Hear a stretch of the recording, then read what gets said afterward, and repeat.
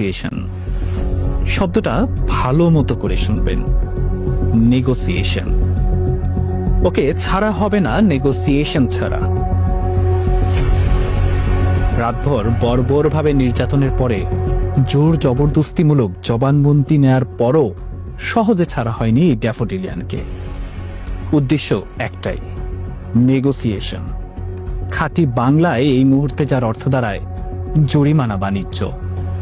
আসুন তাদের এই হীন পরিকল্পনার আরো কিছু খোলাসা করি। ভিডিওতে দেখতে পাচ্ছেন এই ছেলেগুলোকে দড়িতে বেঁধে ক্যাম্পাসের ভেতর মারতে মারতে ঠেলে নিয়ে যাওয়া হচ্ছে সিটির ক্যাম্পাসের ভেতরে। দিনভর মিডিয়াতে যে অভিযোগ এসেছে অগ্নিকাণ্ডের ঘটনায় আটককৃত ছিল এই ড্যাফোডিলিয়ানরা, প্রশ্ন হলো এই ভিডিওর কোথায় সেই অগ্নিকাণ্ড কিংবা সেই পুড়ে যাওয়া বাস? জলজ্যান্ত বাস আর ক্যাম্পাস দাঁড়িয়ে আছে সব সিটি ইউনিভার্সিটির দুর্বৃত্তদের মাঝে, এবং তারাই মেস থেকে উঠিয়ে নিয়ে যায় সাধারণ শিক্ষার্থীদের, বেঁধে রাখে, জিম্মি করে অমানবিকভাবে। তাহলে এ সব কিছুই কি পরিকল্পিত নয়? দিনভর মিডিয়ায় উঠে আসা সিটি ইউনিভার্সিটির দুর্বৃত্তদের সব অভিযোগ কি মিথ্যে নয়?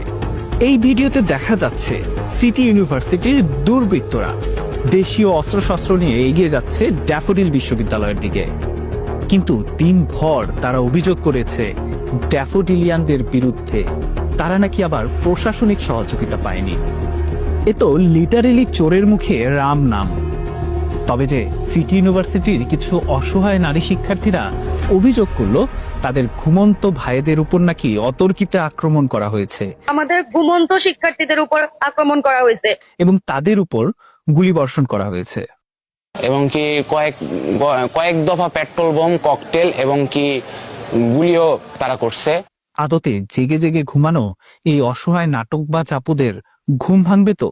এবার আসুন সিটির দুর্বৃত্তায়নের সবচাইতে ঘৃণ্য পরিকল্পনার সত্যোন্মোচন দেখি।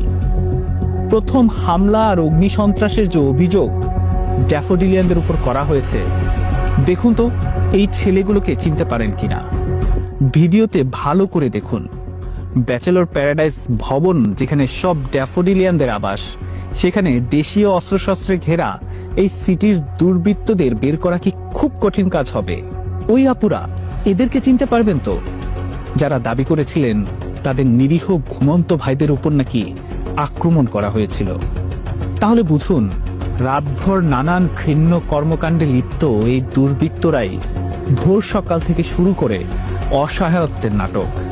কি চমৎকার তাদের নাটকের স্ক্রিপ্ট, যা দিনভর ভুল খাইয়ে দিয়েছিল আমাদের মেইনস্ট্রিম মিডিয়াকেও।